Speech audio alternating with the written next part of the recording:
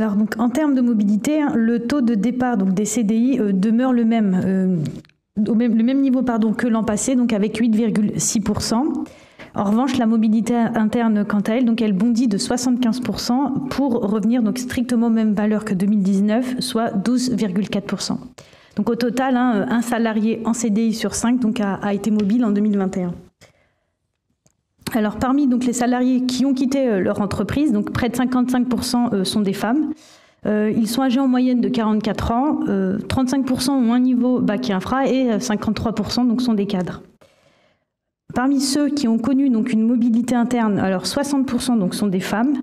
Leur âge moyen est d'un peu moins de 45 ans, donc 30% ont un niveau supérieur ou égal au bac plus 5 et enfin 69% sont cadres.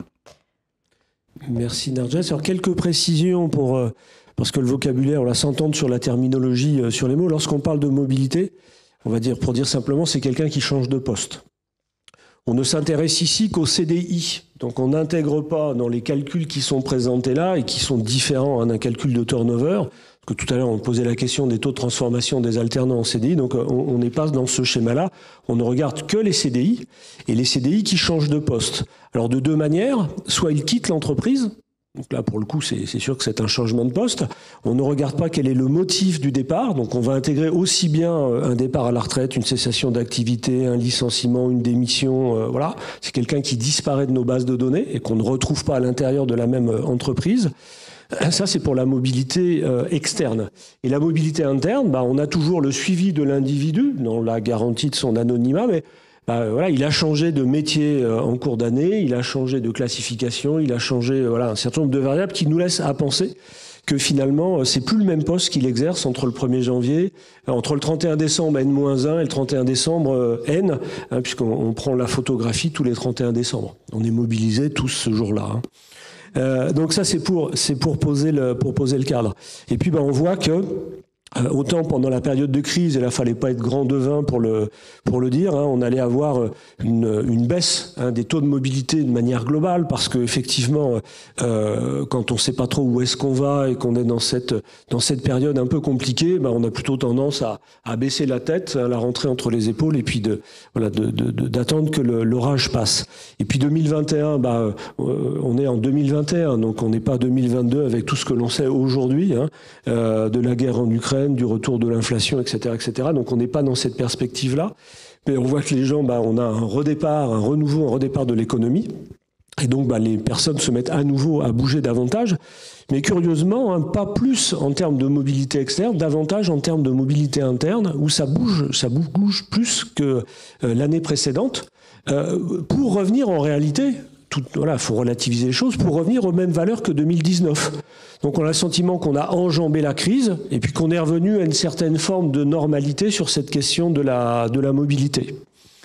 Une première réaction déjà sur ces premiers chiffres ? Alors effectivement, j'avais constaté aussi en 2020 une baisse, une légère baisse de la mobilité interne. Pour autant, chez Groupama Assurance Mutuelle, la mobilité interne, le fait de changer de poste, c'est vraiment quelque chose sur lequel on travaille beaucoup, parce que c'est avec les enjeux d'attractivité qu'on évoquera tout à l'heure sur les recrutements, le fait de proposer des parcours aux collaborateurs. J'imagine que c'est la même chose pour vous tous. En fait, c'est un point sur lequel nous devons travailler. Donc chez Groupama, il y a la mobilité à l'intérieur de l'entreprise dans laquelle vous êtes, mais il y a aussi les mobilités au sein du groupe. Alors la différence de région fait que parfois c'est pas forcément très simple, mais en tout cas chez nous, dans l'entreprise, à peu près un tiers des mouvements sont pourvus par la mobilité interne, donc qui se fait accompagner évidemment d'une révision salariale, d'un accompagnement de la formation, mais c'est vraiment plus que jamais un axe sur lequel, je pense, on doit avoir des propositions pour nos collaborateurs. Donc je te rejoins Norbert, ça reste une dynamique très importante, la mobilité interne. Je confirme, chez Allianz aussi, on a ces enjeux-là. pour aussi des évolutions de métiers. On travaille aussi cette mobilité interne parce que certains métiers évoluent. Donc on fait ce gros mot, je ne sais pas si je peux le dire, le Strategic Workforce Planning ou la GPEC. On essaie d'anticiper là où on va avoir des besoins, là entre guillemets on va avoir trop de monde avec l'évolution des métiers. Donc on doit vraiment accompagner cette mobilité interne, ces évolutions en interne. Et également, nous aussi on a ce système très développé aussi de politique de mobilité interne, à la fois chez Allianz France, mais à la fois dans les entités d'Allianz. Donc effectivement, entre RH, on se rencontre entre entités, on se partage les profils, on fait rencontrer les collaborateurs, on fait des forums en commun quand on fait des bourses à la mobilité, si on peut appeler ça comme ça, on fait des forums internes. On a toutes les filiales en France qui viennent présenter leurs postes, rencontrer les collaborateurs. Donc c'est un vrai enjeu pour l'entreprise pour garantir l'employabilité des collaborateurs. Permettre aussi de garder un certain nombre d'expertises à l'intérieur finalement de la maison, parce que même si une personne elle change de métier, elle est experte et elle a une certaine histoire de l'entreprise, et c'est important aussi de garder l'histoire de l'entreprise. Donc oui, on travaille toutes ces mobilités-là internes. Sur la mobilité externe, effectivement, on a vu 2020, c'était un petit peu moins, c'était un petit peu plus frileux. Donc sur 2021, on a des petits rattrapages. Mais on reste, je ne sais pas si c'est pareil au niveau de chez vous, chez Groupama, mais on reste sur des taux de turnover plus bas que les benchmarks, avec finalement des départs pas forcément sur les populations les plus jeunes. En moyenne, ils ont 7 ans d'ancienneté en général, ceux qui s'en vont en moyenne. Donc on est vraiment sur un dynamisme de l'emploi, parce que, je pense que vous en parlerez tout à l'heure, il y a une dynamique d'emploi, une tension de certains métiers qui s'installe.